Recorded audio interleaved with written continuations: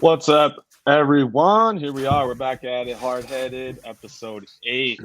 Um, we're gonna start obviously with the most recent news. This is a little surprising to Spinny because I didn't tell him we were gonna talk about this. But Oh no. last night, as some of you saw, not sports related here, but we just had to throw it in real quick because it is absolutely hilarious. Will Smith goes on stage at the Oscars and slaps Chris Rock. Spinny, what did you think about that situation? That when I woke up, I didn't watch it. I never watched the Oscars. So when I woke up on Twitter and my whole feed was just jokes and videos of it, it was just insane. I was geeking out the entire morning about the whole situation. It was like slap punch too. I don't know how his fist was kind of open, but not. I don't know. It was kind of. I couldn't It was kind exactly of tell. it was like a Like cup a almost. yeah, it Yeah, was. yeah. Yeah, that was freaking hilarious. If I'm being honest, like the Oscars could probably use the publicity, but at the same time, it's kind of like ridiculous that you would literally walk up and punch slap a guy in the face for telling a joke about your wife. I mean, I get it. Like, she does have an autoimmune disease, and that's why she shaves her head. And he made Yeah. fun of that. I mean, it's not the most tasteful thing ever, but at the same time, he's a comedian. Like, that's what That's what comedians do. yeah, that's what Like, he does. make fun of things that are inappropriate or most people don't want to touch. So, like, Yeah. it's like that's I guess what he does, and especially Chris Rock. That's like his style of deal. So, but yeah, I thought it was funny. I thought it was hilarious. It's made Twitter this morning one of the funniest things on the planet. So I always appreciate a good moment like that. Yeah, definitely. I think both people are in the wrong for sure. As you said, he shouldn't have made that joke, but Will definitely should not have gone on stage live on air, millions of people watching, and slap somebody like that. It was definitely hilarious to say the least, and I'm sure most people there thought it was fake until Will got back to his seat and started yelling, you know, don't effing talk about my wife, things like that. That's when it got a little more serious. So, yeah, funny situation. We just had to talk about that very briefly. Yeah, But the only thing I didn't get, like Will was laughing, like after he said yeah, the joke, and he then had it like was laughed briefly. I think it was one of those situations where because I could see Jada was not laughing. So I no, think it was one of Gino those was not situations laughing at all. where he was like laughing and then like in the corner of his eye they like made eye contact and he saw that she wasn't laughing whatsoever and he's like, oh, I gotta be serious here, and then took action, I guess. Yeah, holy cow. I mean, sheesh. Guess that's where we're at. Yeah. All right, March Madness, crazy weekend. Sweet 16 and the Elite Eight happened, and we saw our Final Four: Duke versus North Carolina, Kansas versus Nova. Here we got this little Sweet 16 recap here. This was actually, believe it or not, the highest combined seeded Sweet 16 of all time, which is pretty crazy to think about, and also the first time a 15 seed made it to Sweet 16. So we saw some new things in terms of historical, in terms of history here. But yeah, I thought the games overall were pretty solid. I definitely did not anticipate St. Peter's pulling the upset again against Purdue, but they came ready to play. Purdue is not quite ready for St. Peter's aggressive defense. Yeah, that game was good. And the shot creation of Purdue wasn't as good as normal. Jaden Ivey, I mean, he obviously still performed well, but it just wasn't up to his normal level. And St. Peter's got 10 good guys, so it's like it's all just coming from anywhere, and they played their butts off, and hats off to them. That was a fun game. Yeah, definitely. And another one that surprised me was Arkansas over Gonzaga. I knew they were very capable of beating Gonzaga, but I definitely did not picture that happening whatsoever. So that one kind of shocked me and blew my mind a little bit. But at the end of the day, Arkansas still took the L to Duke, and Duke made it out of that region. So I know all of our friends that are huge Duke fans are freaking out about it, but gross. Duke. They're all fake fans anyway. It's just fair weather fans, I should say, because the beginning of the year, these ACC fans were, hiding a little bit when the ACC was terrible, and now they're coming out and saying, "Oh, the ACC is overrated or underrated," and things like that. But it's like you weren't defending the ACC all season, so now where are you at? So yeah, I just find that funny about the Duke fans and ACC fans. But respect, I mean, they backed it up with their tournament play. They did. Kansas Providence, that's one I saw coming. I obviously didn't even expect Providence to make the Sweet 16. Miami, Iowa State, that was kind of a bleh game. Miami played well, but then they just got absolutely smashed by Kansas. So it was kind of an interesting Elite Eight performances. There was a couple surprises from the low seeds, and then the Elite Eight kind of just went as expected, essentially. Yeah, definitely. Houston, I thought Houston's performance against Arizona was incredible. I know you were kind of not really high. I shouldn't say you weren't against them, but you weren't very high on Houston. But the way they handled Arizona was pretty impressive to me, and I definitely thought that was going to be enough to carry them over Nova. But Nova took care of business and got it done. That defense of Nova's it's just been too good so far this tournament.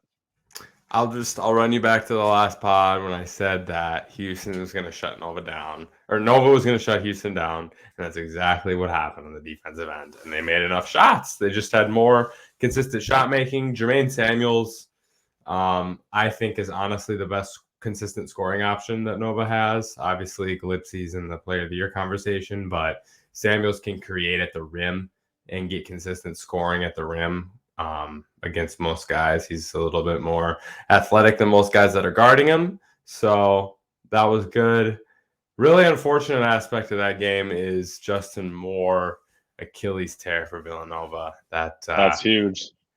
Big reason I wasn't big on Nova is because they are so shallow. They only essentially play 6 guys.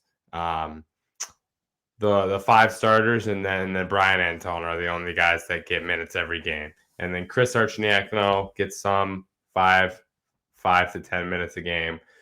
So then you take one of those, either him or Brian, and put them in the starting lineup.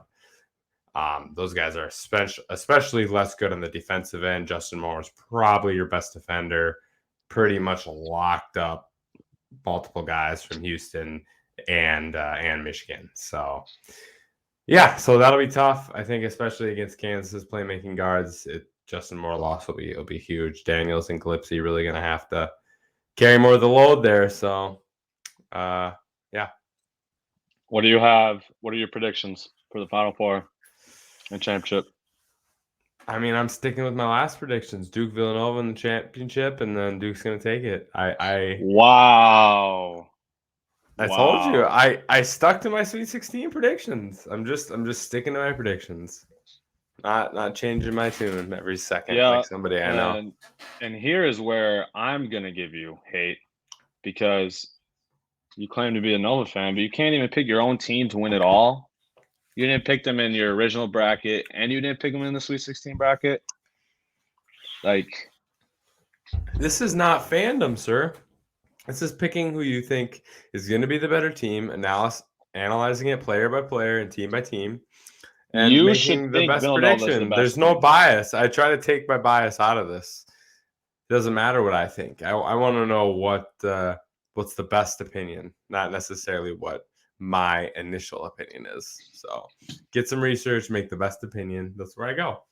And I think that especially without Justin Moore's ability, especially without Justin Moore's ability to guard Jeremy Roach and the way he's been balling in the tournament, I think it'll be tough. Although Samuels does limit Banchero's production a lot, I believe. I believe he's a great guarding option for him. Long, 6'7", almost the same height.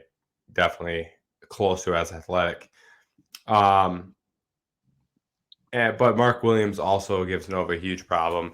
Ed Dixon's only 6'8", and Mark Williams obviously huge, weight taller, 7-footer, real big man. So I think he goes off against Nova as well. So I don't love those matchups, especially without Justin Moore. That's why I think Duke is the more well-rounded team right now. I'm going to go a little different route than you. I got Kansas over Nova, and Kansas is going to win it all this year over Duke. That would be my prediction for the championship. I'm really interested in seeing this North Carolina Duke Final Four game, though. First time in tournament history that it's happened, which is crazy to think about.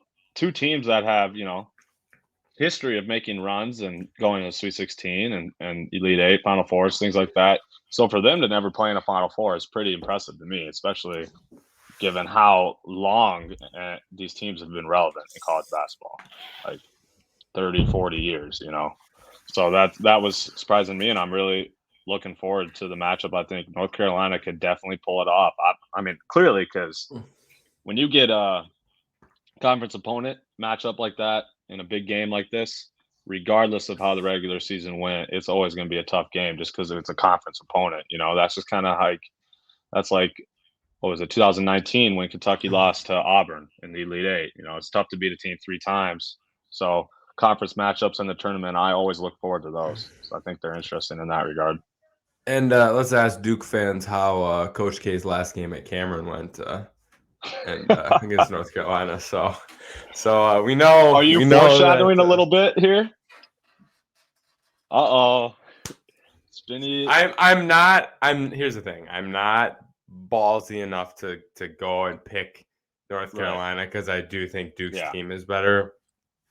Agreed. But watch one thing, and that's Mark Williams' foul situation, because if he's in foul trouble or the Duke Big's in foul trouble, because if this I can't remember his name. What's the North Carolina dude's name that got kicked out in the one game? Brady Manick. This man is unstoppable right now, the offensive end especially. So if he's cooking and they're in foul trouble on guarding him, that's obviously a big concern. I mean, obviously foul trouble goes both ways. So I that could be the same could be said for Duke, but I think that's the key for North Carolina is Brady's scoring there. So yeah, I think an upset is possible, but what I'm saying is I'm not going to go out of my way to pick it because obviously Duke is the more talented team. But it could happen. It could happen. No, I agree. Duke, it's already happened. Duke's definitely more talented of a team. And I do like your point about the foul trouble. That's like one of the things that could decide this game. Another interesting matchup that I am looking forward to and that I think could definitely decide the game is the point guard battle. So your Jeremy Roach versus Caleb Love.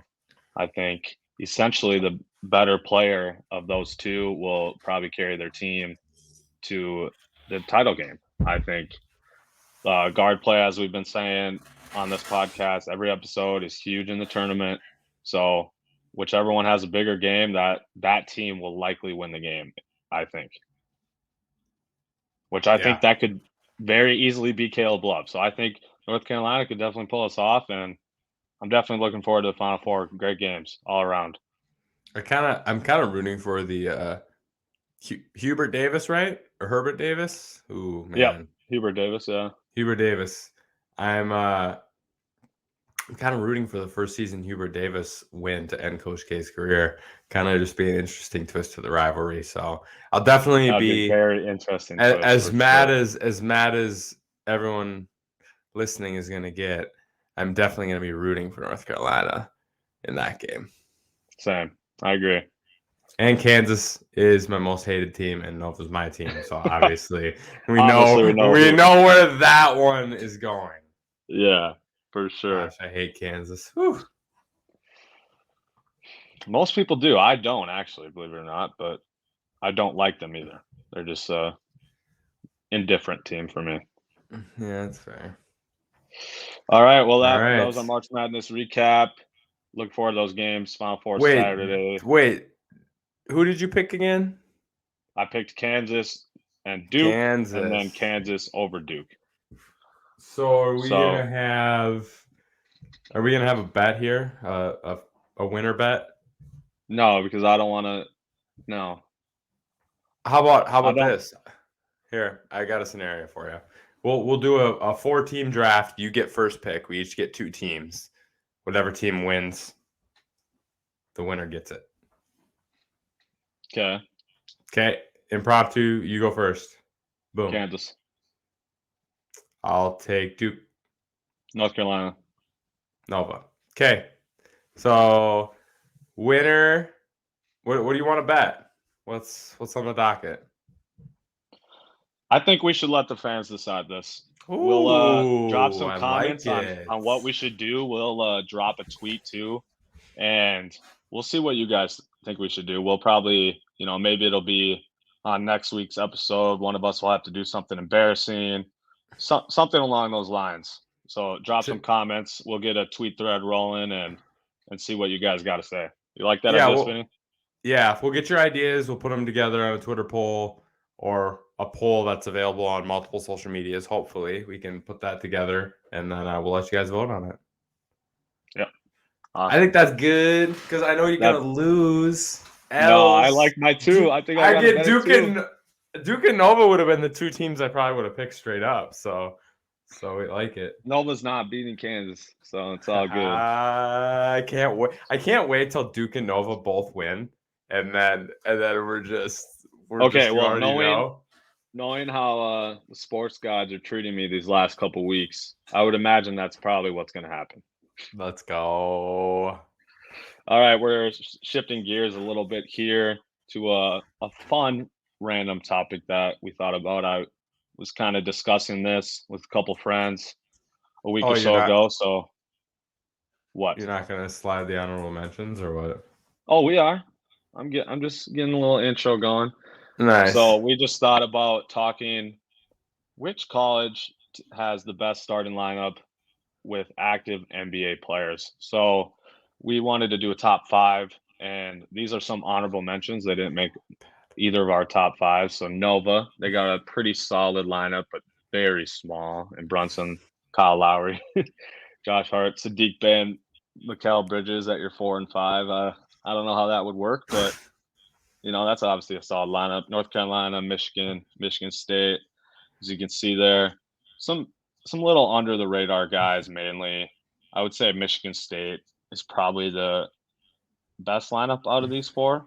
Wouldn't you say? Or who do you think? Yeah, Michigan State. They're the ones I would consider putting in. I think Bridges, Draymond, and Jaren Jackson gives you a really nice front court combo there. I mean, obviously their guard play is really mid.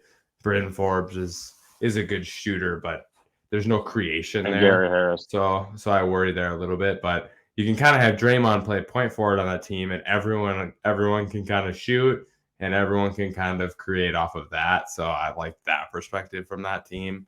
But yeah, I would say most talent is definitely there. Yeah, I like Michigan State too. For our listeners out there, North Carolina's lineup, we got Kobe White, Cole Anthony, Danny Green, Harrison Barnes, Cam Johnson. So again, a little smaller lineup. You got bigger forwards there at the 4 and 5, but obviously not your typical 4 and 5s in the NBA. Michigan is Jordan Poole, Tim Hardaway Jr., Duncan Robinson, Karis LeVert, and I just put Wagner there. There's 2 Wagners, Maurice Wagner, Franz Wagner, whichever one you believe to be better. I think it's personally Franz, but yeah, so that would be Michigan. So those are the 4 honorable mentions we thought of. Do you have anything else to say about these, or we'll just jump right into the top 5? Let's jump in. Here we go. As you can see, some noticeable disagreements here. So we might as well start with number 5. Interesting to me that you left off Kansas, given that they have Joel Embiid on their team. So I do like your Washington lineup of IT, DeJounte Murray, Matisse Thybulle, Jaden McDaniels, and Isaiah Stewart. But come on now. Who is guarding Joel Embiid on that team? Yeah. I mean, like I said before, Kansas most hated team. I really, when I was doing research here, was kind of playing the angle of trying to keep Kansas off this list because I knew they were going to probably be the 5th team. But I love the backcourt play here. Wiggins and Graham against Isaiah and DeJounte, both in their prime. If y'all don't remember, Isaiah scored 29 a game and finished 3rd in MVP voting. So that production, offensive wise, plus Murray's 3-category production, amazing forward defense of Thibault and McDaniels that can pretty much guard almost any position. And then Isaiah Stewart, good offensive production, not necessarily amazing on defense. So that obviously scares me against the rest of these lineups that have good production bigs, especially Joel. But I think the overall production of the rest of the team, guard and forward play wise, outdoes the 35-40 that Embiid would drop on Stewart every game. That's a fair point. I don't know. I think while I agree that Isaiah Thomas, DeJounte Murray, that's a better backcourt than Graham and Wiggins, I just think that Graham and Wiggins will be able to get enough buckets on those two guys, and Oubre and Morris would be able to get enough buckets on Thibault and McDaniels. But on the other side, Thibault and McDaniels aren't really going to score much there either, because Oubre and Morris are both, I wouldn't say elite defenders, but they're obviously quality guys, quality 3-and-D guys. So, yeah, I had to throw Kansas in there, obviously just because of Embiid. To have a top 5 player in the NBA right now, that's going to really help you if these teams were to go head-to-head. One quick note we didn't completely mention, these are all players at their peak. So, like UCLA, for example, is not current Russell Westbrook. It's 30-point triple-double Russell Westbrook. So keep that in mind when you're looking at our list here. Next, 3 and 4. We got to switch up here. I have Texas at 4 and UCLA at 3. Our lineups for those teams, Texas is Avery Bradley, Kevin Durant, PJ Tucker, Miles Turner, and Jared Allen. So big lineup there. UCLA, small lineup, Lonzo, Russell Westbrook, Drew Holiday, Zach LaVine, and Kevin Love. I have UCLA 3 and Texas 4, and Spinny has them flip-flopped. Spinny, why don't you give us that breakdown of why you put Texas first? Texas first came down to Kevin Durant, really UCLA having nobody in that lineup that can guard Kevin Durant. Kevin Love too slow, Drew Holiday too small, Lonzo too small, essentially, for your good defenders. Other thing is Lonzo, Russ, Drew Holiday, all not 3-point shooters at all. Inside scoring guys, essentially. Okay. Lonzo can catch and shoot threes, 38%. He's average. And Drew is streaky. Drew can shoot 7 for 12, and the next game he'll shoot 3 for 12. But yes, Drew can make threes in a streaky, more off the dribble way like that. But most of their scoring production is inside. Well, we have KD, Miles Turner, Jared Allen, 3 really, really good shot blockers. So I think this limits basically any inside the paint scoring. And I think that limits their guard production, which is essential for that team's success. And also, yeah, KD's dropping 40. And I don't think the scoring, I think the defense from Texas to UCLA would be also better. Avery Bradley on Russ is good. Avery Bradley can guard any of those guys. Lonzo, Russ, Drew Holiday. No, he can't. Yeah, he can. In his prime, Boston Celtics, Avery Bradley can guard any of those 3 guys. We're talking about a mid player versus guys that have made all-star games. Yeah, but we're talking about a guy who can't guard him. Yes, he can semi-guard him. Drew Holiday still got 20 on Avery Bradley's head.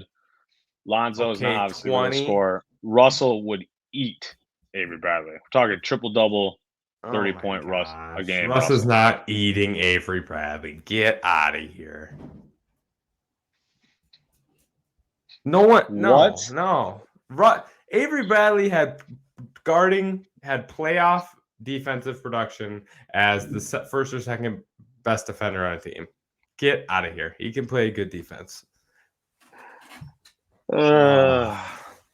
And it doesn't matter because Russ can't score outside the paint. And when you got KD, Miles He Turner, and could Jared in his Allen in the prime, paint, though. He could in not his prime, really. though. I mean, still I mean, in a yes, he could. way. Still not great. His We're talking mid-range about a scoring was mid-Avery better. Bradley guarding in his prime a top 10 Russell Westbrook. Top 10? I think he hit top 10. You can't say he didn't if he won MVP. Come on now. The man averaged 30 points and had a triple-double. But not like he was never like top 10 in the way that he influenced winning that much. I don't know. That's a different debate. But I think these teams are close. I initially had UCLA first also, but I just think that the KD factor for Texas, they definitely have the best player in the matchup, but also it goes KD, then Russ, Drew Holiday, Levine, I would say. So Texas has the best player, but I'd say UCLA has the next three for sure.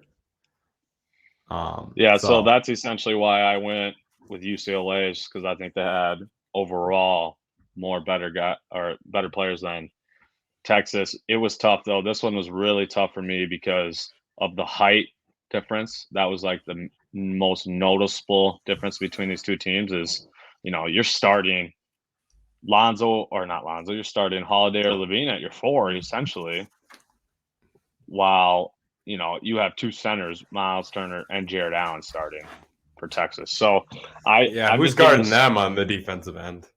Right, but here's why I went UCLA.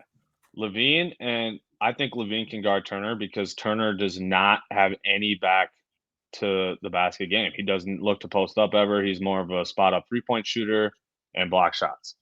So on terms of offensive, Miles Turner doesn't really scare me, and I think Kevin Love can do a good enough job on Jared Allen as well because he's not a scorer really either. More of a putback guy.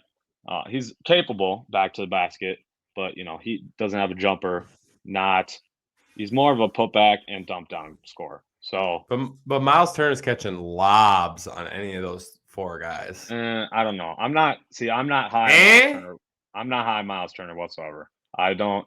He's very, other than his blocking game, that's the only reason why he's relevant. The dude averages like 5 rebounds a game, which is brutal for a 7-footer. I don't get how he can't. We're get also more rebounds than that. talking getting guarded by a guy 5 to 6 inches shorter than him. Come on now. Yeah, but that's way more athletic, way faster. I don't think it's going to matter much. Plus, you got Russell Westbrook getting 12 rebounds a game anyways. So, and K Love, rebound machine in his prime. So I think there's enough to make up for that lack of height there, especially considering, like I said, Miles Turner is pretty one-dimensional offensively. It's just catch and shoot, and Jared Allen is pretty one-dimensional as well. So, and then I don't think Bradley and Tucker can really score much, especially if Lonzo, who's a great defender, is guarding Bradley.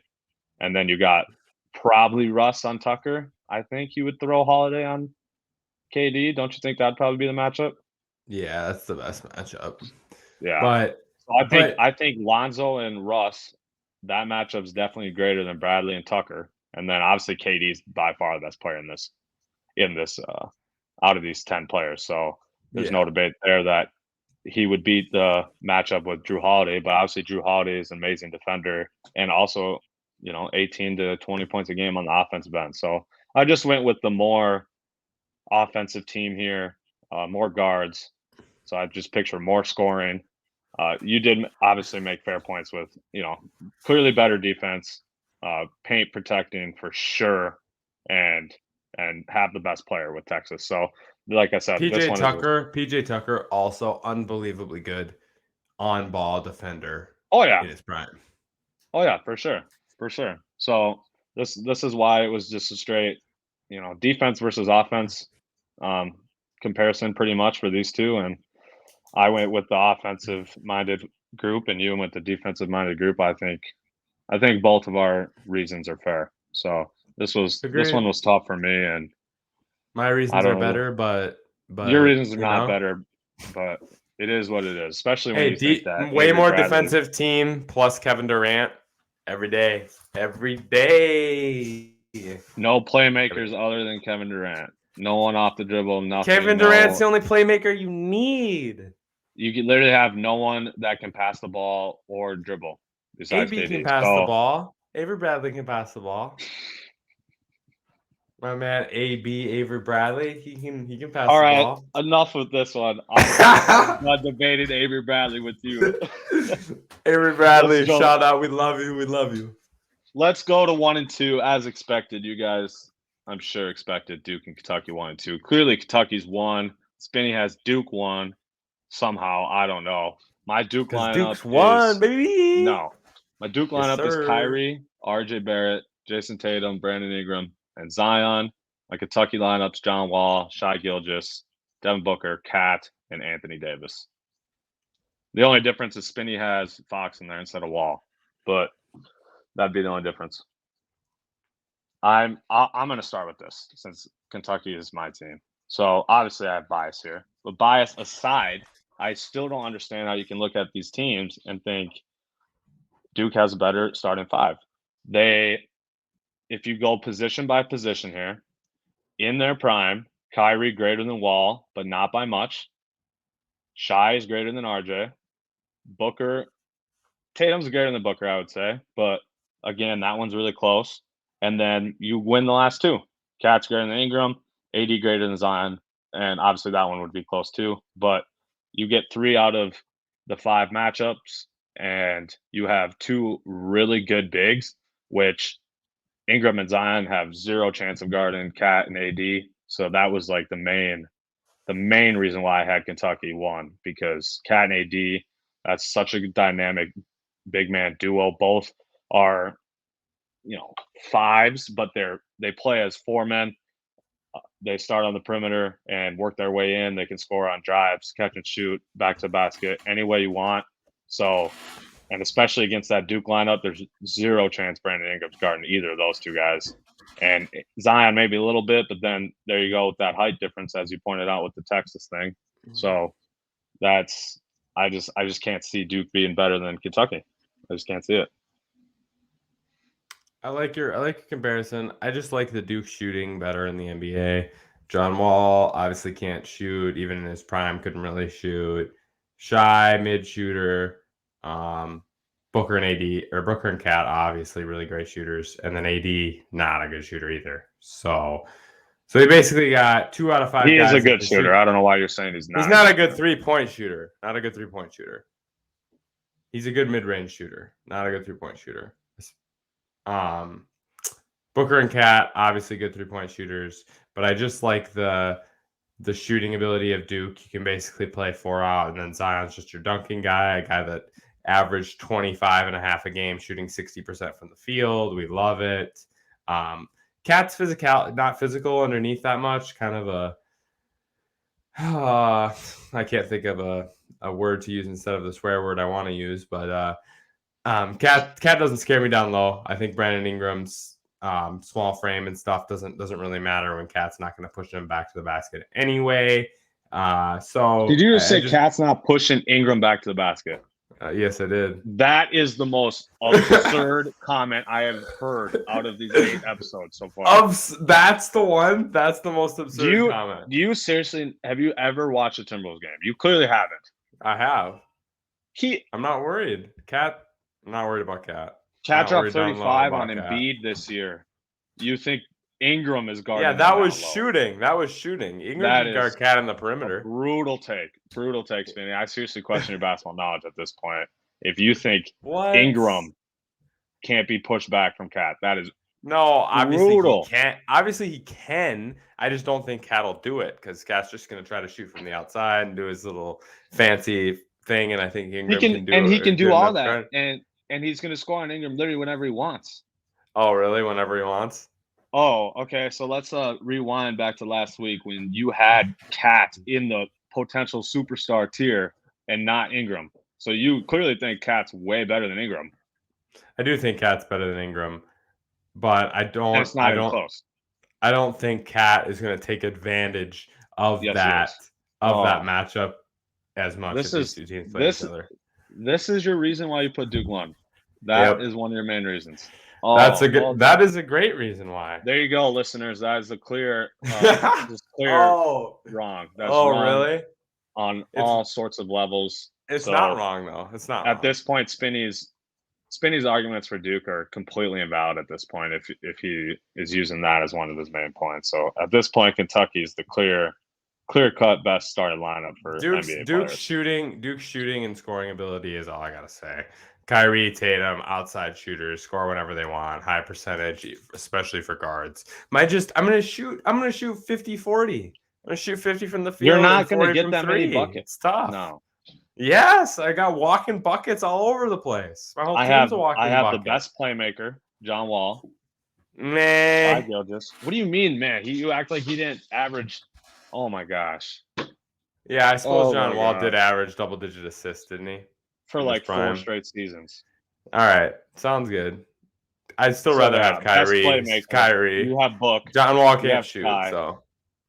Oh my God, this is brutal. Drop comments below if you actually agree with Spinny, and if you do, you have no basketball knowledge. It's awesome because more people are going to agree with me that Duke's they're not better than Kentucky's. Yes, they are. Cat and AD, that is just the end of story right there. Cat and AD, end of story. Can't beat that. Nah. Talented, but not living up to their talent in the NBA. Cat and AD, that's the story of those two. But Ingram did, though. Ingram being a 22-point-per-game scorer, that is living up to extreme expectations of potentially being the next KD, huh?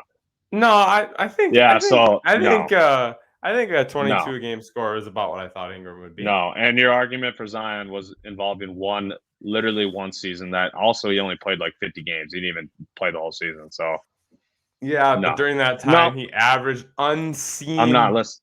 Current NBA numbers. 60% from the field, boss. I'm not listening to this. Your 50 game Zion isn't better than multiple years AD, and definitely not better than Cat. So I don't know. Yep. You said prime. You didn't say how long the prime had to be. 50-game prime. Great. There's Zion's prime right there for you. 25, shooting 60%. Let's go. All right, listeners, let us know about this list. Bus is so wrong. It's unbelievable. So you should go let him know how much his bias is making him insane when he comes to his Kentucky takes, and vote me the winner. Wow. Thanks. I'm just still taken back at your logic and reasoning for that there. That was not good. You're taken aback by bad logic and reasoning? You should be used to that. You use it all the time. I'm used to it in regards. You're used to hearing it come out of your own mouth all the time. No, I'm used to hearing it through my speakers coming from your mouth. Oh, you must have your own speakers playing. Shut up. And here's another example when I'm about to kick your butt in trivia too. Trivia time. More wins for me and else for Buzz. Even though Spinny literally has like 2 wins in trivia and I have all the rest, but whatever. About to be 3. So, right. Who started first last week? I think I did. So you're starting first this time. I'm starting first? Yeah, I'm asking you. Oh, you're asking me first. So, easy question. I copied your theme from last week, women's sports. So your easy question. Who won the D1 volleyball tournament this year? You're going to make me really repeat this? You're going to make me utter this school's name on this podcast? Unfortunately, yes. They did have 2 Minnesota players on their team. Their second and third best player went to high school in Minnesota. So shout out Wisconsin Badgers for being rats and winning the volleyball national championship. Sydney Hilly. And man, I'm spacing on the other girl's name right now. I'm sorry. I feel like a jerk, but Sydney Hilly, top 5 all-time set assists in college volleyball history. She's a boss. Went to Champlain Park High School in Minnesota. So So yeah, Minnesota connections, but still tough that the Badgers had to win. All right, your first question. All right, so it's a 50-50 shot. It's fact or fiction. But I'm only reading the question once, so you have to listen carefully. Fact or fiction? Marvin Harrison wore number 86 for the Indianapolis Colts. False. Fiction? Yep. What number did he wear? You didn't say that. No, that's not part of it. But what number did he wear? So I was right. I got it right.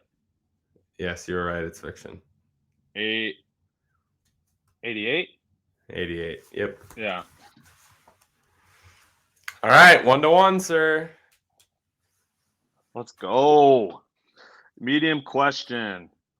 How many rings does Gino Orienta have?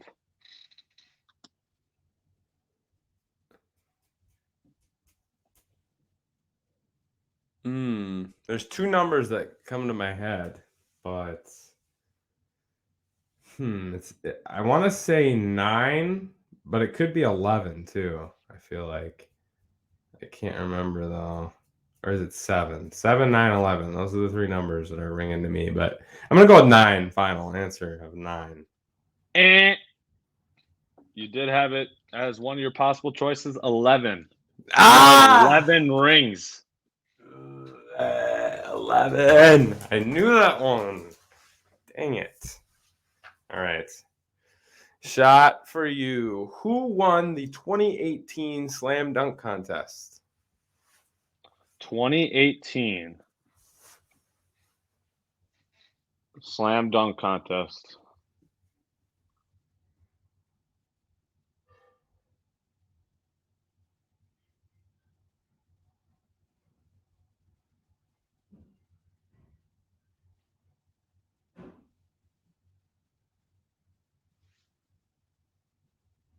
Oh, Levine?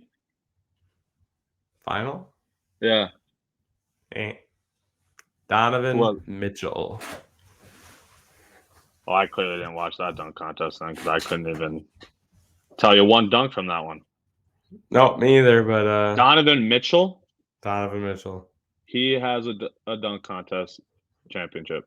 Yes, he does. 2018. Yeah, I clearly missed that weekend then. Donovan Mitchell. So we both got the mediums wrong. Bummer. It's tough, especially for you. Okay. Your hard question. Who has the most rebounds in WNBA history?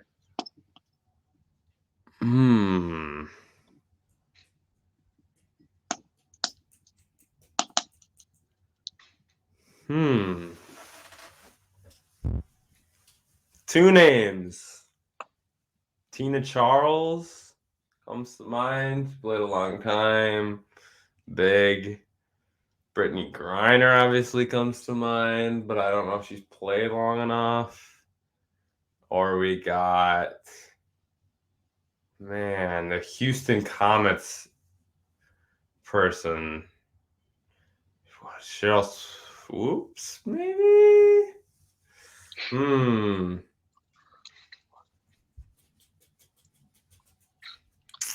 We're going to go Tina Charles.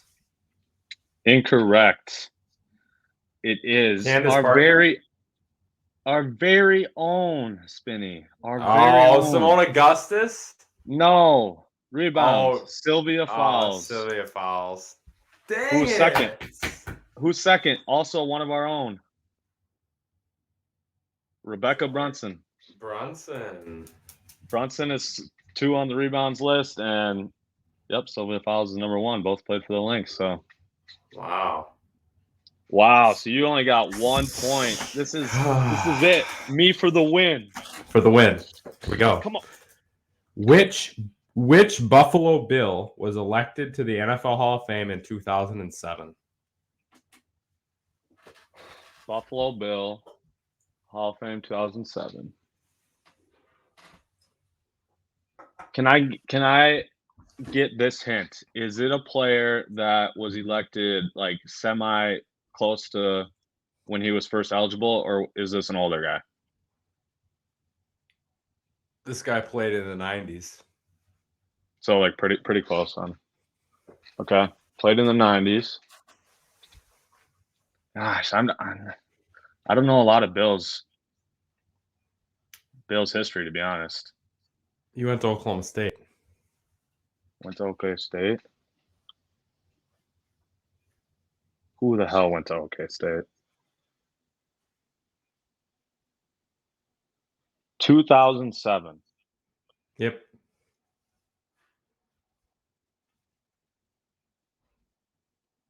It's yeah, I don't know, honestly. I don't think I even have a guess. I can't even think of a name that comes to mind. This guy started over Barry Sanders in college. So it's a running back. Who the hell do the Bills have? I'm gonna feel like an idiot when you tell me. I'm pretty sure too. Just tell me. So no, you got nothing? I got nothing. I can't even think of one single Bills running back. Roast us, Bills Mafia. I need some roast from Bills Mafia. Wait. Oh, I think I lost it. No, tell me. I'm out. Thurman Thomas. Thurman Thomas. Interesting. Thurman Thomas. Started over Barry Sanders at Oklahoma State for 2 years. And then Barry came and broke the all-purpose yards record the next year when he first got to start. So that was it. I guess we ended with a tie. We had the new scoring system not to get ties, but we still did. So I guess we can accept a tie this week. Do we got no tiebreaker? Come on, we can't leave the boys like that. I mean, I don't have anything off the top of my head. You don't? I can come up with something. What do you got? I got. Oh, you want me to ask you first? How about we go?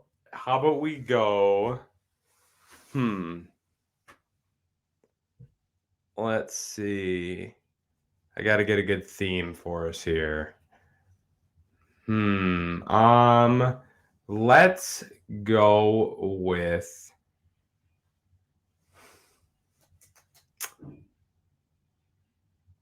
Vikings quarterbacks. That's the theme. Okay. 30 seconds. 30 seconds. Name the most. That's it. Just name as many as you can. Yep. Name as many as you can. You got. I'm gonna start. I'm gonna time for you, then you're gonna time for me. You got 30 seconds. You're gonna start in 10 seconds at 48 minutes. Most quarterbacks you can name. And 2, 1, go. Culpepper, Keenum, Cousins, Ponder, Bradford, Fran Tarkenton. Oh my god! What? We accepting Donovan McNabb? Mm-hmm. McNabb, Favre. Oh my gosh! Why am I drawing a blank on his name? He's my guy. Done. No. That's 8. 8 quarterbacks you got. Why am I drawing a blank on his name? Well, I get to go next, so yep. All right. You got 8. Okay. So you are starting at the 49-minute mark here in 10 seconds. So no thinking. Just kind of keep your mind distracted for 5 more seconds here. And go. Tarkington, Culpepper, Ponder, Tavares Jackson, Sam Bradford, did I say Brett Favre? Tommy Kramer, Randall Cunningham. Randall. Brad Johnson. Sage Rosenfelds, Case Keenum. Done. Yeah. Yep. You win. Beat you. But I must say, I did have it easier because I got. That's not a very good tiebreaker at all. Well, because come on. you literally, but you listened to 8. You said 3 I different ones. know. That's it. I know. Yep, it's tough. That's It's true. I tough. did You get to go win. first. Yep. Sorry, people. We had kind of an unfair trivia this week, but it's tough because I rigged it and I won. So let's get it. I rigged it and I won. All right. That's Next what we topic, like. NFL news. Some noticeable, well, some not very huge signings here, but MBS signed with the Chiefs 3 years, 30 mil. Ronald Jones 1 year, 5 mil with the Chiefs as well. Just boost up their weapons. I guess MBS is part replacement for Tyreek. I hope that's not their only answer there. So hopefully they draft another receiver or something, because MBS can't be your only option for a Tyreek replacement. Yeah, I mean, I think the Chiefs. I mean, I like the signing. MVS's good speed over the top, but I mean, we saw some of the dumb things he did with Aaron Rodgers. I don't think it's going to be much different with Patrick Mahomes. He's a good deep threat, but can he run routes good enough to make himself even be worth it? Can he catch the ball when he gets it in the hands over the top? I don't know. I mean, I think it's a signing they had to make, but I hope Right. I think they're going to try to go get a receiver in the draft, and there's obviously a lot of deep threat receivers in the draft this year. So I think that's more of the plan, but I don't hate the signing. Ronald Jones is a good signing for them too. They kind of do the running back by committee thing, and I think Jones was better than like Damian Williams. Is that who they had? No, they lost Daryl. Daryl. Yeah, and but Jarek. I think They Ronald lost Jones is both better those than guys. Daryl anyway, honestly. So yeah, and then Clyde is your change of pace back because obviously he's not as good as they thought he was going to be. So, and then another minor signing here was Fournette back to the Bucs, 3 years, 21 mil. Good signing by the Bucs. Lenny. Playoff Lenny, get him back on the roster with Tom Brady. That was obviously the right move there. But the bigger news, obviously, Matt Ryan. This happened shortly after episode 7 dropped, so we didn't get that in. But Matt Ryan was traded to the Colts for a 2022 third. Is that not enough in your eyes, Spinny? Because I've seen some articles and stuff questioning if Falcons didn't get enough back, given that it was literally just 1 pick and 1 third-round pick that they got in return.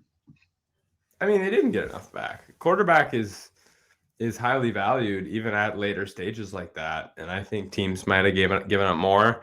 They were kind of late in the game is the only thing, so I don't know how many suitors they had to get like a bidding war going too much. But I don't think the Falcons care. They're in full rebuild mode. They almost, are just want to be bad. So Yeah. I don't think they're too worried about it. They just wanted to get Matt to a good team and get him out of town after the whole Deshaun Watson failure that they had. But yeah, I don't think it's enough, but I think given the circumstances, it kind of makes sense why they got what they got. Yeah, I totally agree in that regard. Now, looking at it from the other side, though, is this a great move for the Colts? Should they have targeted someone else like Baker or Teddy? Is this an upgrade from Carson Wentz? Is this what? Matt Ryan was? Did you not watch Falcons last year? He was mid last year. How was Tom Brady's 2020 season? Oh my gosh, Spin! You can't compare Tom Brady to Matt Ryan. Matt Ryan's an NFL MVP. Like 7-8 years ago, yeah. Yeah, but Matt Ryan's production had not dropped off basically at all until last year when the Falcons were awful and basically only had 1.5 options on offense, Pitts and half for Cordell Patterson. And Matt Ryan and their offensive line is trash. And Matt Ryan's big thing is since he's came in the league, he hasn't been athletic. He wasn't athletic day one as a rookie. He needs a good offensive line. The Colts have that. He needs to rely on a good running game. Colts have that. And he needs weapons on the outside. Colts don't quite have that yet, but Pittman is good, and I think they'll draft a receiver in this draft and set Matt Ryan up for success. Is Matt Ryan better than Carson Wentz? Yes, obviously, much better than Carson Wentz. Nah, Carson I don't Wentz, know. and that's I coming don't from a know. Carson Wentz fan. Come on And this coming from now. a Matt Ryan guy. So I don't know. I just don't know. Frank Reich also really good with quarterbacks. He's going to set Ryan up for success. Carson Wentz, a heavy interception guy, only had 7 interceptions last year, some of his lowest. Matt Ryan's going to be efficient. He's going to manage the game well, and he can still throw the ball over the top. He's still got it in him.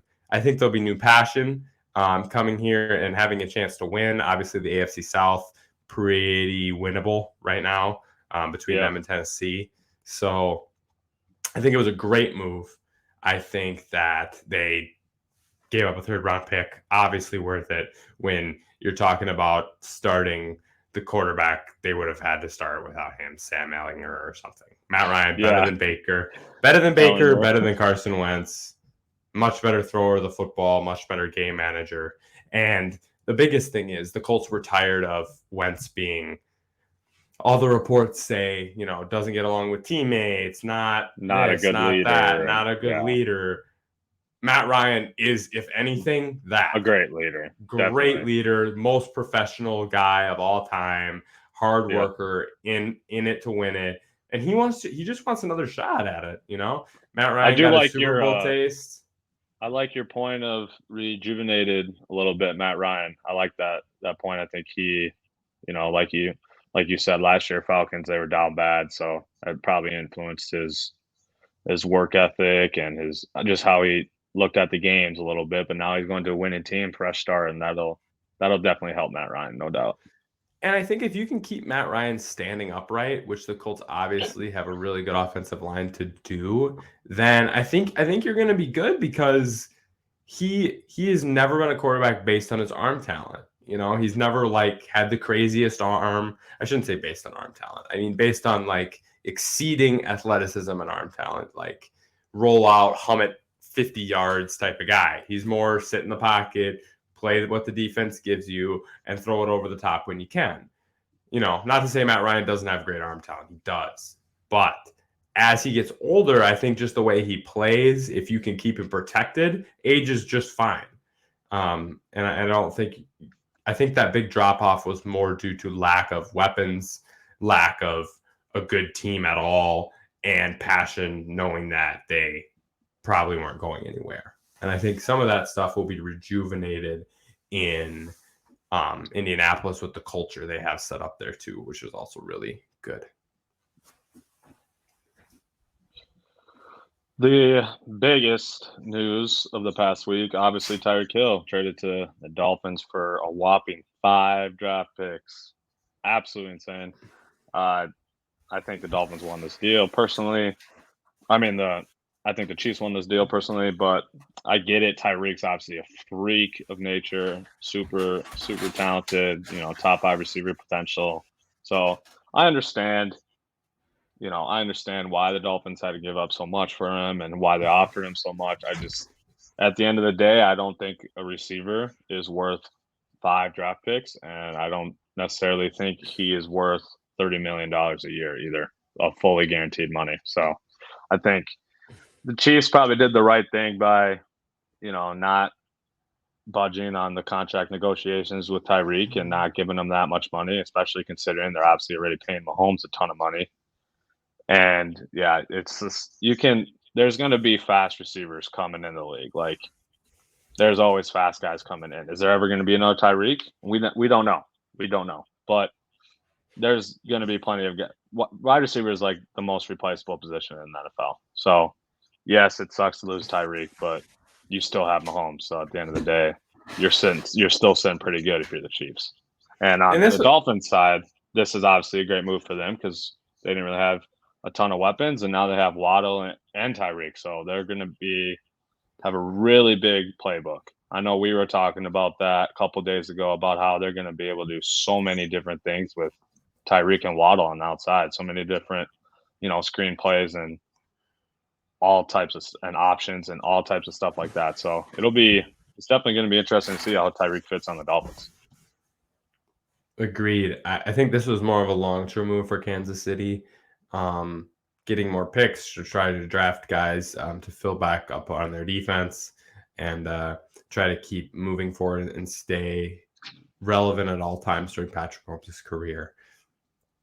Obviously, this is a step down for the Chiefs as a team this season. Everyone in their division is getting better, and they just got worse. So the Chiefs are still going to be a top 5 favorite to win the Super Bowl. They are still an amazing team. Patrick Mahomes is still the best quarterback in the NFL, or top 3 for sure, no arguments.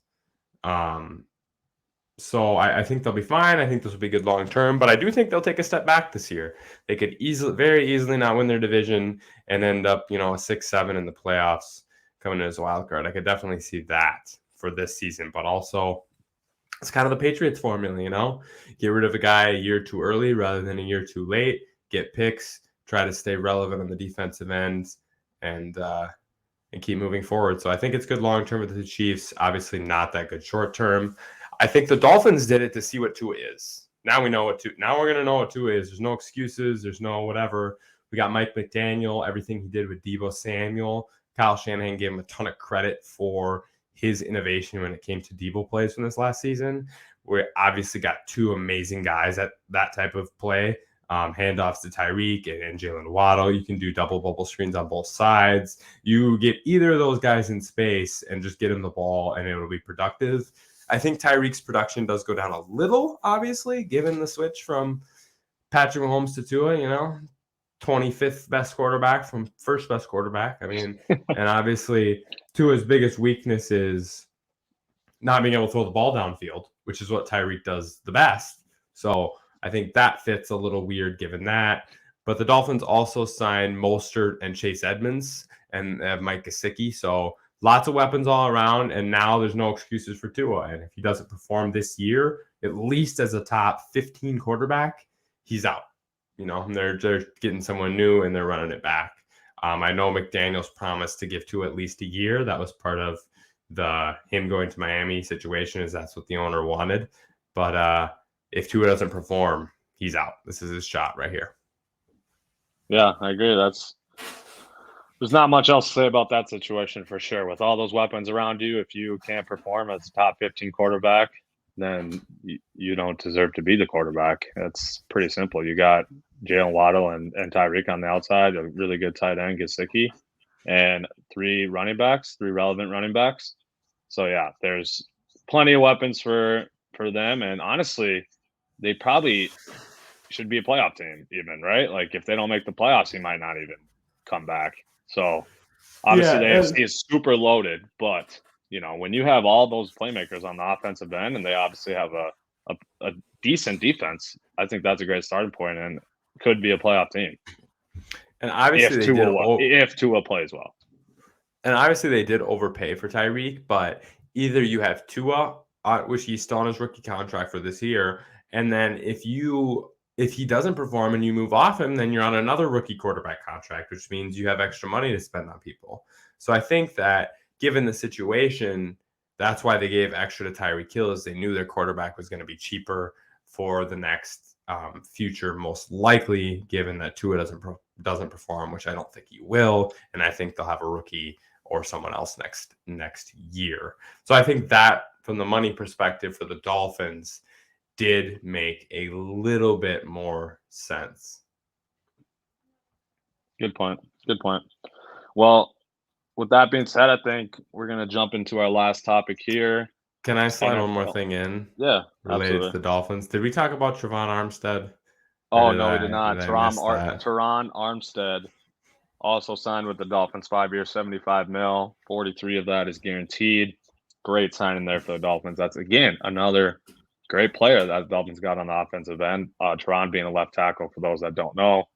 He is one of the best in the entire NFL when he's healthy and playing. So great deal by the Dolphins there to get someone to protect their preferably franchise quarterback if he's able to perform well this year. So again, more easiness for Tua, and they're back on making it as good for him as they can. So I think the Dolphins have done smart things, even with the overpay. Making some moves.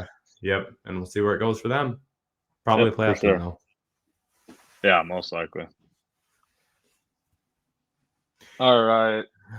Mock draft. We're doing the last 16 picks here. a couple weeks, probably like 3 or 4 weeks ago already, that we did the first half of the first round. So doing the last 16 picks here, we'll just briefly run through it. No, we're a little over an hour already, so we'll just briefly run through these picks. Chargers, I got Trevor Penning. I think at this point, he's probably the best lineman left there. At this point in the draft, the linemen are pretty much on the same tier in my eyes, so it's tough to truly pick. But I would say this one, Trevor is slightly better than everyone else, and the Chargers obviously need some linemen to protect Herbert, their franchise quarterback, going forward. So this was a no-brainer pick in my eyes. Yep. Chargers, I think they did obviously sign J.C. Jackson, but I think another corner for them really rolling on defense. I think Trent McDuffie, if he drops this far, is highly talented above where the pick is. So I think they just go best player here. And then you get a McDuffie, Jackson, corners with Derwin James and obviously the two pass rushers they have really just rocking the Chargers defense to go along with that offense. And they're looking really, really, really tough. Definitely. Saints is next with the 18th pick. Multiple needs here, obviously quarterback being one, unless they decide to stick with Jameis, which they definitely might. So I have Kenny Pickett going here. I think he's probably the second best quarterback behind Malik. As I said during the first mock draft, I'm not high on any of these quarterbacks though. But since it's obviously a QB league, so Saints need a QB, so I just think they're going to take Pickett here. I like it. I obviously had Pickett when we did the first mock was before the Russ trade, so I had Pickett going to the Saints or the Broncos. Going to the Broncos. They have since obviously traded that pick to Seattle, so I left Pickett off because I did already have him, but I think this could be a fitting spot for him. I had Drake London. I think Jameis Winston, if they do decide to go with him, his most success was with Mike Evans, and I think that's the best ceiling comp for Drake London is Mike Evans type player. It's kind of how he plays, kind of what he is. And I think if you get that over the top ability with Michael Thomas hopefully coming back on the underneath slant route ability, it would be a really good two receiver combo for Jameis Winston. Definitely. Well, I like Drake London. So this is where I got him going the very next pick to the Eagles. In my first Eagles, for those that don't know, they have picked 15, 16, and 19. So I definitely anticipate them trading either forward or backwards in the first round for sure. But I had two defensive players taken with 15 and 16, so I had to go wide receiver here. They obviously need another wide receiver. Their receiving core is terrible. So I'm taking Drake London here. I think at this point he's the best available receiver. So, yep. Maybe if they'd hadn't taken Jalen Reagor over Justin Jefferson, they'd be okay. Right. Because then they would have Smith and Jefferson and be fine. But all right, Eagles, I'm going again another on defense. I think they're going to go 3 on defense. If they keep all 3 of these, really get back to what the Eagles do, try to rock a good defense and stay hard on that side of the ball. Andrew Booth Jr., he was the corner from Clemson.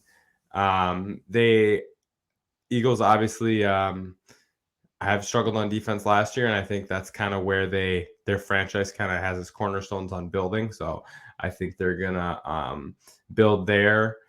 I think Booth has he's obviously 6 foot 190, but he's lankier, plays a little bit bigger than that, and obviously has that killer athleticism. So I think that's a good pick there for the Eagles. Next pick 20s belongs to the Steelers. I got them taking a chance here and going Desmond Ridder. I personally wouldn't pick Desmond in the first round, but the Steelers need a quarterback, and I can't picture them running with Mitch. They might run with Mitch Trubisky. I just can't picture it. So I think they're going to take a shot with Desmond here and go quarterback. Yep. I think that the Steelers are going to go with Trubisky unless Baker gets cut and they can go there. And I think they're going to try to set themselves up to get a quarterback in these future drafts when they probably like more. And so if Pittsburgh's trying to rebuild its O-line, get back to its roots, I think they'll take an O-lineman here stay on the Pittsburgh model. Spinny, your team here, New England Patriots with the 21st pick. We both have them picking a cornerback.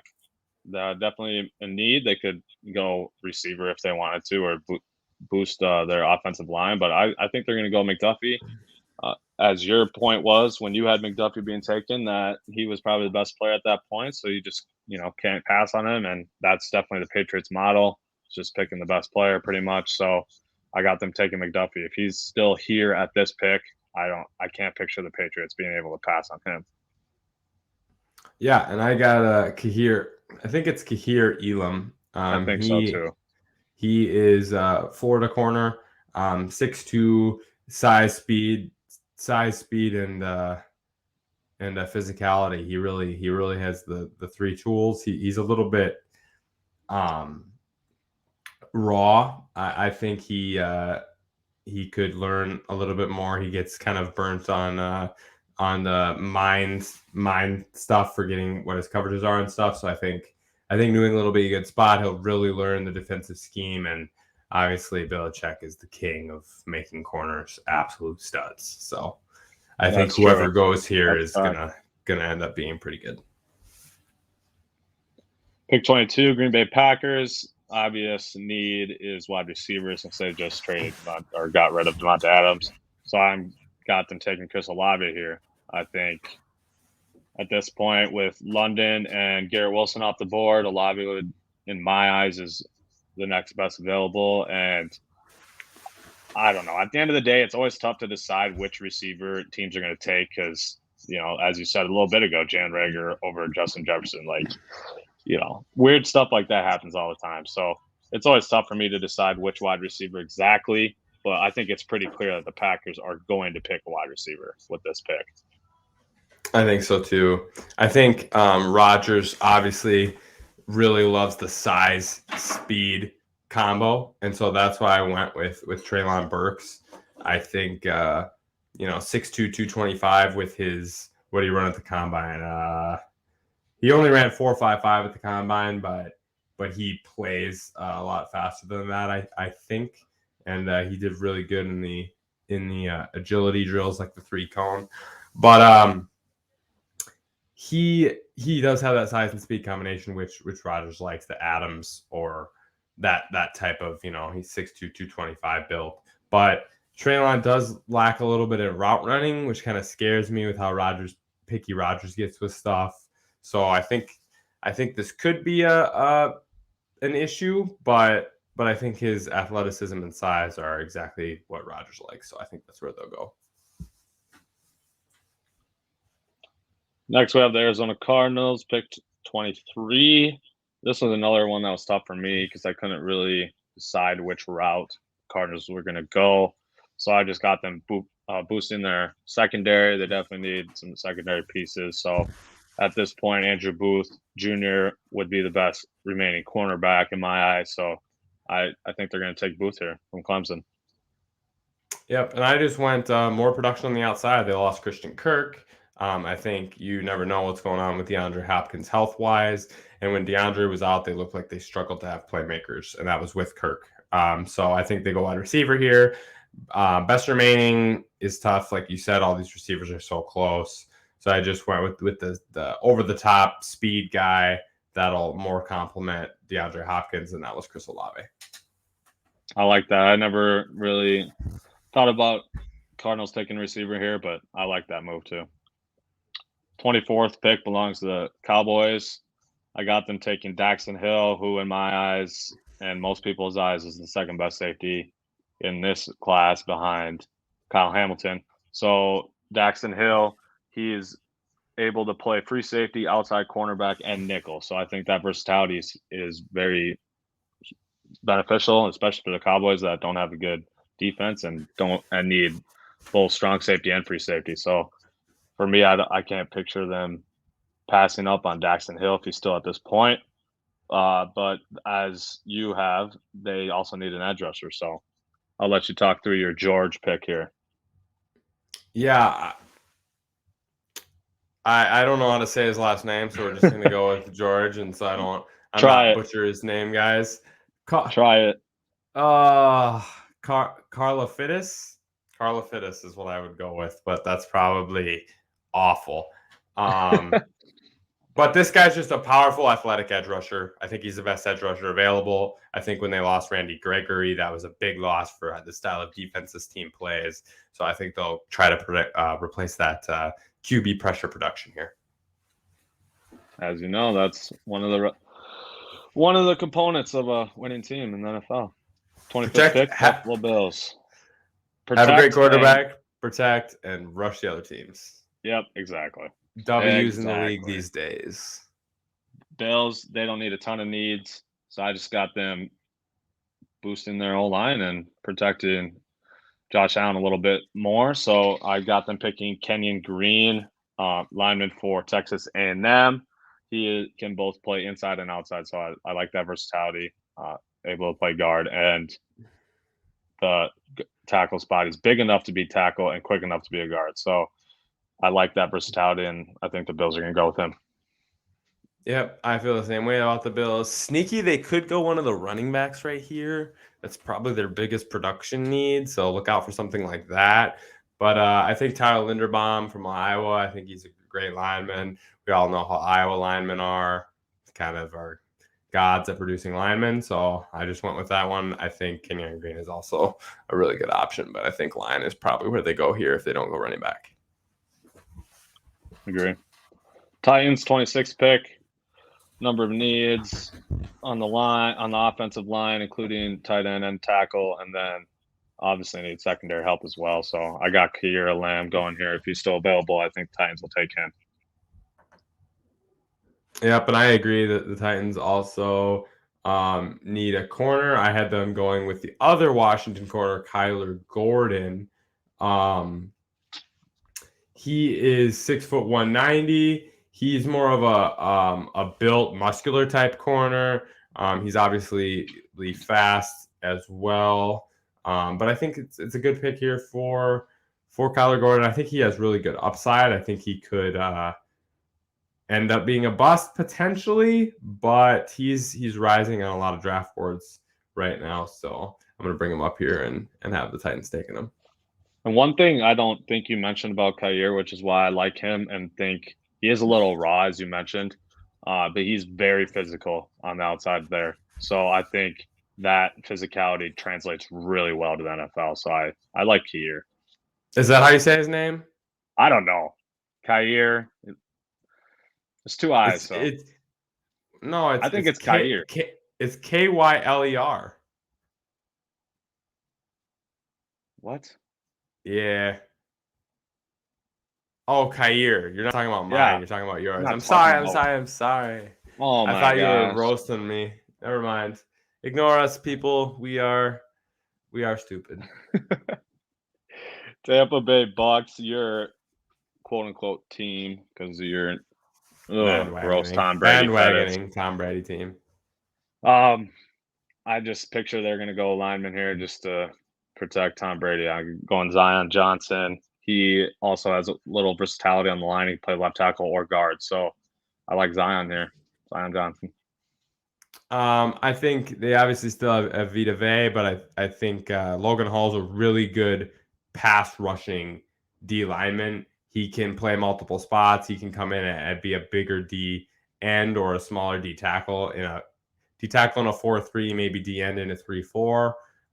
So he has a lot of production ability, and getting after the quarterback is what he does the best. And from an interior perspective, those guys are sometimes a little more rare. So I think that's where they go get some pressure on opposing teams. 28th pick, Packers again. Here's where I got George Karlaftis. That's my attempt. That's more right, I think. I think Karlaftis is good. Yep. Yeah, so I had them filling the wide receiver need earlier, so I have them filling the edge need now for the Packers. Yeah, and I have them going edge too here. I think they obviously lost to Darius. Let's go, Vikes! Let's go! Woo! Packers, screw you, boys. All right. We're taking Arnold, the pass rusher from Penn State there. I think that They obviously restructured Frank Clark's deal, so I think you can put this guy opposite of him. He can come in and rotate in the pass rush right away. He's a redshirt senior, played a lot of college football, so I think he's ready to go from that perspective, and he can get some sacks here and get some pressure for KC. 29th pick, if I remember right. Yeah. Chiefs have back-to-back here at 29-30. They got this this trade from the Tyreek, or the pick from the Tyreek deal. So I definitely picture them taking a wide receiver. So obviously that's Tyreek. I think they're going to immediately try to replace that void by picking one of these guys. And at this point, Jameson Williams is the fastest guy remaining. So they're looking for that deep threat type of guy, and Jameson Williams fits that perfectly. And I think that Jameson obviously is probably going to miss at least some of the start of the season towards ACL and the natty ship. So I think that's why he drops here a little bit in case he can snag him. He probably won't play until at least week 8, but the nice little end of the season push, because Jameson Williams is obviously a deep threat, and he can get after it. He also is good on those low, short crossing routes that Tyreek Hill did, getting the ball. Yeah. And that's the type of Jameson Williams is 6'2", so he's even got a little more size too on top of the crazy speed. So I think this is the type of guy that you're looking for if you're Kansas City. Home run here. Yeah, definitely. But the second pick, I have them taking a complete shot here and going for Wnba, our guy from Minnesota. He very, very athletic freak. So I think he's kind of raw right now at this moment, but his athleticism is just as good as anyone in this draft. So I think they're going to just take a shot for Boye. I've been seeing him creeping into the end of the first rounds in a number of different mock drafts, and we'll see if that actually does happen. But yeah, I think the Chiefs will take a little shot here and go with Boye and try to develop him. Yep, I agree that they need a D lineman, and I think Devontae Wyatt is a good option. That the Georgia tackle lineman, he's short and wide, really quick first step, can get to the quarterback some. He's just a gap filler, whether it's in the run game or the pass game. He's really good at taking up blocks for linebackers in the run game. But he can kind of do everything. He can come in and get reps for any team right now. Senior, played a lot, and I think it'll be good for Kansas City to just get another guy that can be big and strong and get after it up front. Really maybe turn themselves into a little more balanced team. And with that being said about Devontae Wyatt, that was the exact reason why I got him next, going pick 31, Cincinnati Bengals. Bengals obviously need some D-line help, so that would be huge. And at this point of the draft, he's definitely the best available player overall. So it's going to be really hard. It's really hard to picture Devontae Wyatt falling all the way to 31, to be honest. But if he's available, I think the Bengals just got to take him here. I have them upgrade, or they've upgraded O-line throughout free agency. So I think they're just going to go D-line here and try to get a good pass rusher. I like it. I have them going opposite and going O-line, basically finishing their O-line here with Zion Johnson. They obviously had Jonah Williams last year, basically their only good lineman. And then they added Ted Karras, Alex Kappa, and Lael Collins. So center, guard, right tackle. And then you just add this other guard you need, add that with Jonah Williams, and you basically remade your O-line, which was obviously by far your weakest point. You just remade it in one offseason, and you're ready to come back and hopefully try to get back to the Super Bowl. I think if Zion falls to Cincinnati, they really gotta hit here. Last pick of the first round, Detroit Lions. We both have them. This is a trade up, by the way.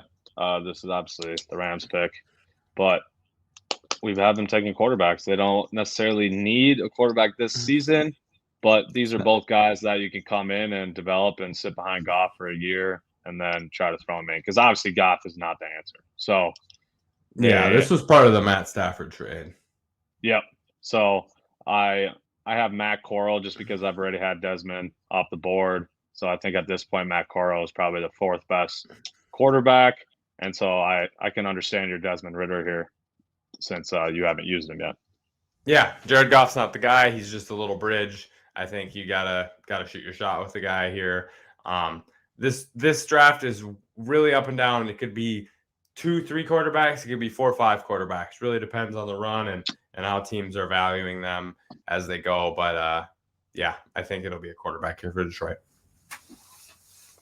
All right. Well, that was our second half of the mock draft here for the first round, and we are planning on the week before the NFL draft doing another very brief, complete first round mock draft, and that way we actually have better picks for you guys and better analysis, because obviously our first one was way too early.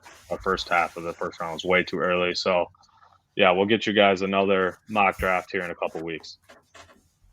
So that is it for our actual content today. We'll finish off with some Q&A, some interesting Q&A questions today. Some real interesting ones.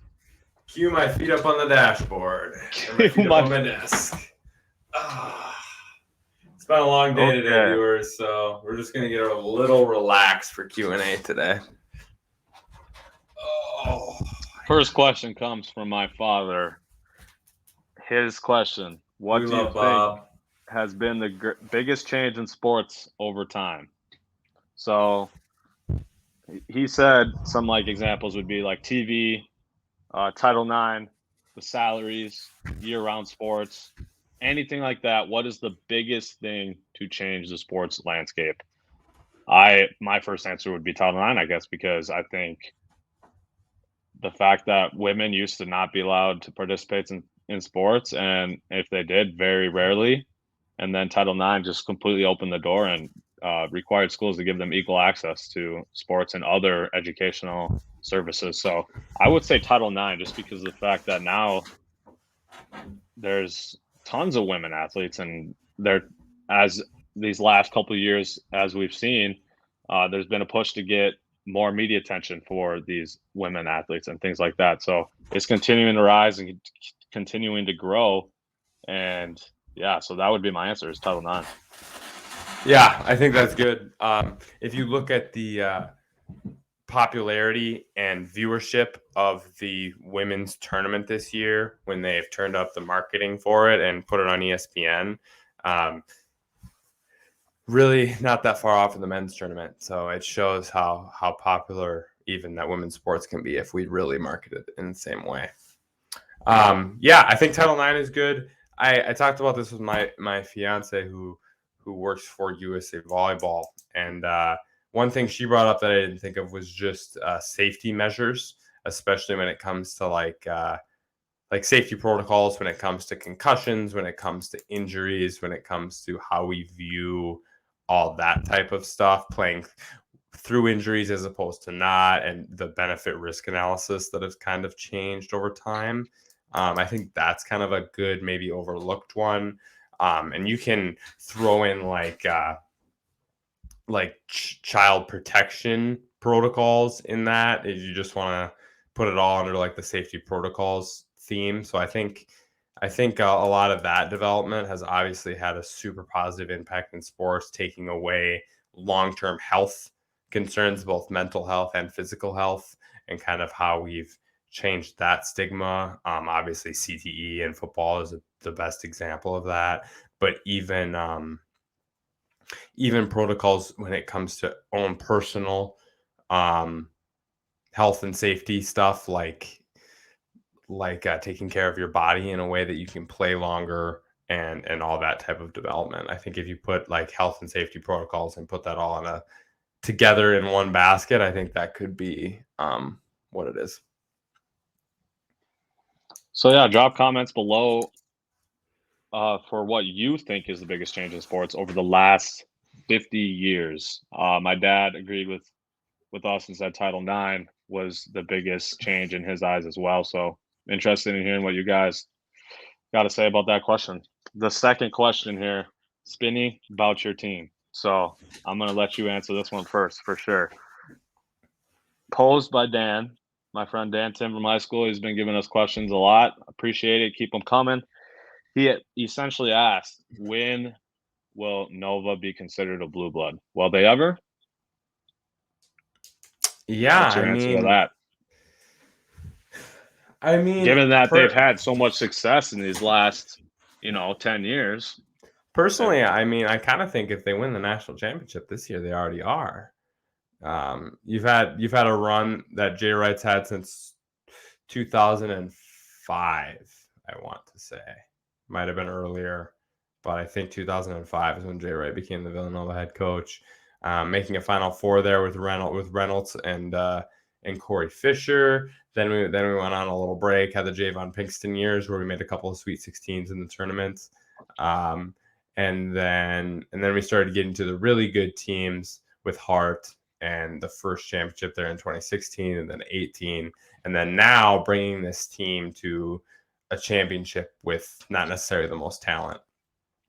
Also, Villanova won a national championship in 1985 with Raleigh Massimino as the coach, and he had a lot of winning seasons and tournament bursts and Sweet 16 appearances as the Villanova head coach as well. So, yeah, I mean, one more national championship means 3 ships in the last 6 years. You have one of the best coaches in college basketball. If you see the difference in how Nova plays and the strategies they use from game to game, you can tell how much influence Jay Wright has. Something as simple as the last game against Houston. In their previous games, like against Michigan, they did a lot of guard post up and post up pivoting, just pivoting until you get an open shot. That's kind of how they've played most of the season. While Houston really pressures the posts, and they do that. I can't remember the word they use, but they do that post where they yell. Oh man, I'm losing monster. He talked about it in the press conference, but they yell monster, and that's their double team the bigs. They crash, try to be super physical and strip a bit in the post. And so pivoting when in that situation is probably the worst thing you want to do. So if you notice in that last Houston game, they did a lot of pump faking instead and tried to really get a shot out of right where they were. And they got here. I'm stealing this athletic article. I gave the notes from Brendan Quinn. I'm sorry, I lost it here. Oh my gosh. Here we go. We had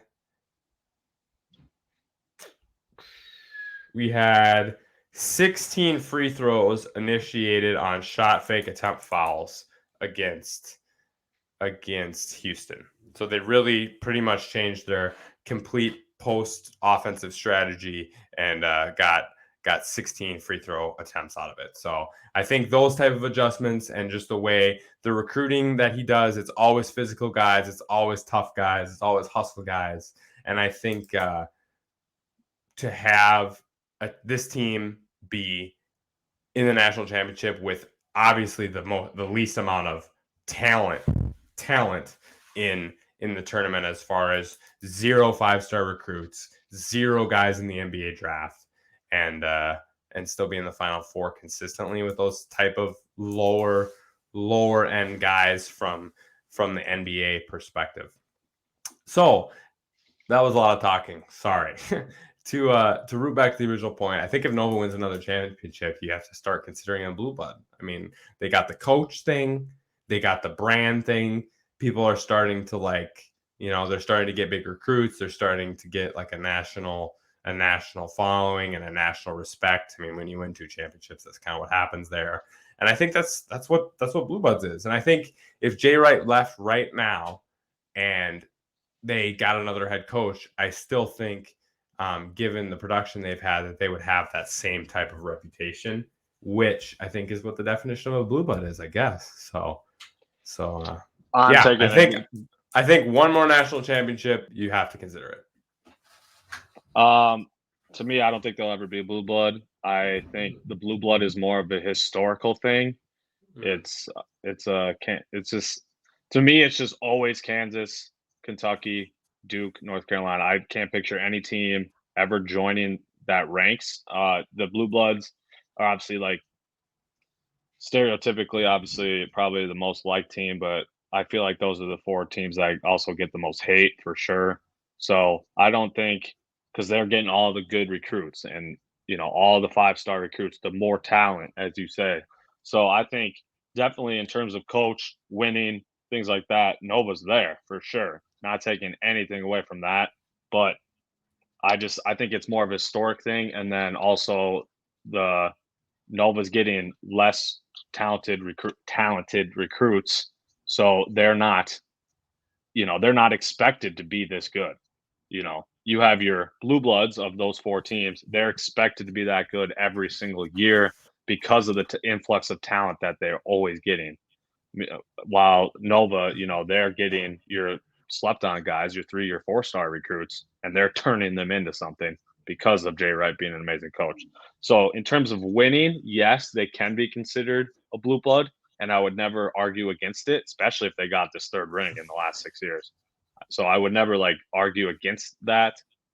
In my eyes, I will never consider any team other than those 4 a blue blood.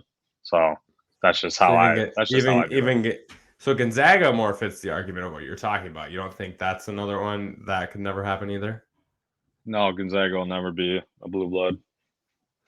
I think Nova would have a better argument for a blue blood than Gonzaga. The only reason they give us the Zags is the 7 straight Sweet 16s, as well as obviously they've got some really top recruits in the last few years. Right. Also. Right. But yeah, that makes sense. I think it's a good question. You took a little bit of a different phrasing on the question. We both kind of did, just defining blue bloods. But I like it. I like the questions. Yeah, it's definitely an interesting way to look at it. Drop comments below if you think Nova is a blue blood or will ever consider a blue blood. So let us know what you guys think about that. It's definitely an interesting question, and yeah, we had to talk about it today. But that is it. There you go. That was all we have for you for episode 8, y'all. Episode 8. We'll be back next week. We were thinking about doing something live, I think, for the championship game on Monday. So look out for that. We might be doing something related to that. Otherwise, we'll obviously have our podcast episode 9 drop in next week as well. So be on the lookout for that. Look out for our Twitter poll and our that as well. Social media poll as far as what the punishment we get to Bus gets to do when Duke or Nova wins the championship. So let him know. Let him know what he's got to do. And thank y'all, especially you all that have been consistently listening. We really appreciate you. So get engaged with us. We want to be more engaging, get everyone riled up here with Bus's awful takes. So thank you. And we're glad to I guess. All right. That's it. Bye. See ya.